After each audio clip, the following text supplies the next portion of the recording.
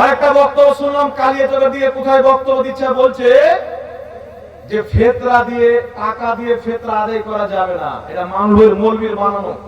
মৌলবীরা যুক্তি দেয়, একজন ব্যক্তিকে গম দিলেন, একজন ব্যক্তিকে খেজুর দিলেন, ওই ব্যক্তি যদি গম আর খেজুর নিয়ে আপনাদের গ্রামের কোনো ভাইয়ের কাপড়ের দোকানে যে একটা লুঙ্গি কিনবো বলে, তাহলে গম দিয়ে লুঙ্গি দিবে, বাবা না টাকা লাগবে?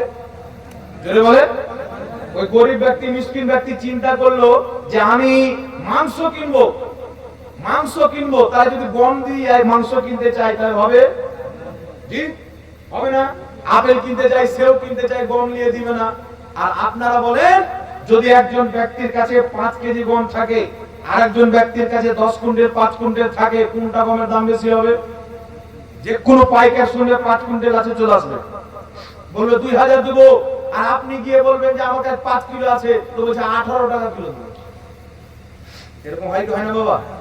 কম বিক্রি করবেন দাম কম হয় কি হয় না? আর বেশি বিক্রি করবেন তো দাম বেশি না, কি বলেন? তার কারণে বর্তমান জামানাতে কেউ যদি নিজের গম বিক্রি করে টাকা দিয়ে ফেতরা আদায় করে, তাহলে মিসকিনদের বেশি উপকার হবে। হবে কি হবে না? ওই টাকা দিয়ে যা চাই তাই কিনবে। তাই ফুকাহায়ে কেরাম বলেছেন যে বর্তমান জামানাতে গমের চাইতে আটা দিয়ে যদি ফেতরা আদায় করা যায়, তো গম দিয়ে ফেতরা আদায় করার চাইতে আটা দিয়ে ফেতরা আদায় করা বেশি উত্তম। আর আটাকে বিক্রি করে কেউ যদি টাকা দিয়ে ফেতরা আদায় করতে চায়, তাহলে আটার চাইতে টাকা দিয়ে ফেতরা আদায় করা আরো বেশি উত্তম। যদি বলেন সুবহানাল্লাহ। এখন দলিল নিয়ে এলেন। সর্বপ্রথম আমি আপনাদের সম্মুখে দলিল দেব সাহাবায়ে কেরাম। আজকে লামা জাবি বেরিয়েছে, ওনার নাম দিয়েছে আহলে হাদিস। ইনাদের মৌলবীরা বলতে চায় যে সাহাবায়ে কেরাম দ্বীনের মাপকাঠি না। চিন্তা করেন হাজরাত, সাহাবায়ে কেরাম দ্বীনের মাপকাঠি না, কিন্তু আমার আপনার নবী বলেছেন আমার সাহাবা হচ্ছে তারকার মতো। কোন একজন সাহাবাকে যদি কেউ অনুসরণ করে নেয়, আমার নবী বলছেন ওই ব্যক্তি হেদায়েত পেয়ে যাবে। জোরে বল সুবহানাল্লাহ। আমার নবী সাহাবাকে মাপকাঠি বানিয়েছেন।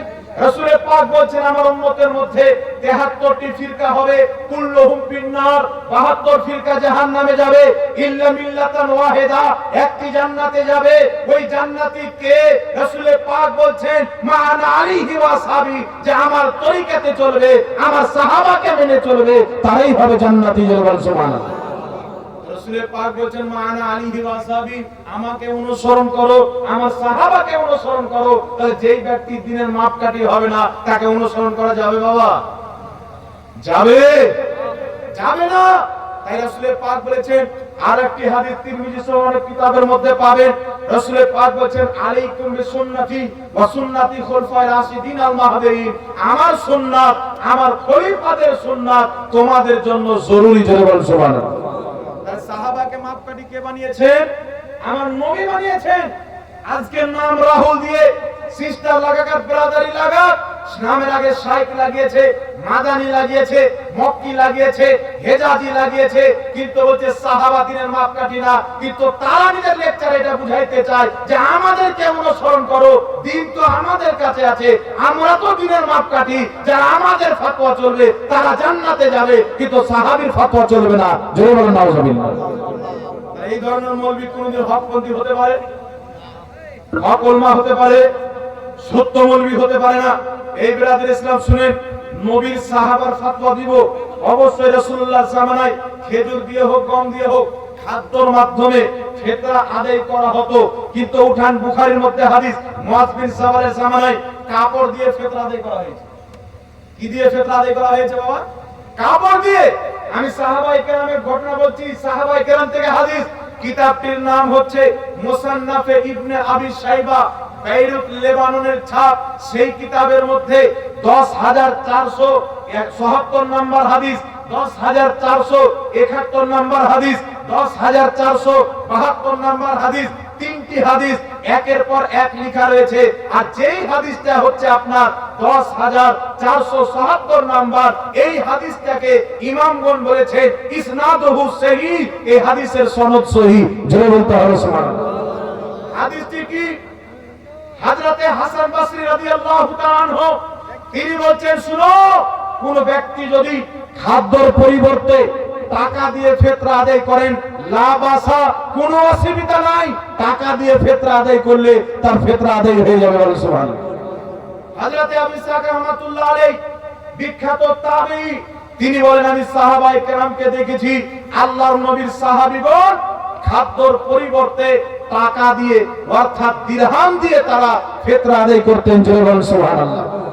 আপনারা বলেন তো বাবা, সাহাবী রাসূল তাবেঈনগণ যদি টাকা দিয়ে ফিতরা আদায় করেছেন, সহিহ হাদিস দ্বারা প্রমাণিত, তাহলে যেই মৌলবি বলে টাকা দিয়ে ফিতরা আদায় করলে গুনাহগার হবে, ফিতরা আদায় হবে না, তাহলে তার ফতোয়া অনুযায়ী নবীর সাহাবার কি ফিতরা হয়নি?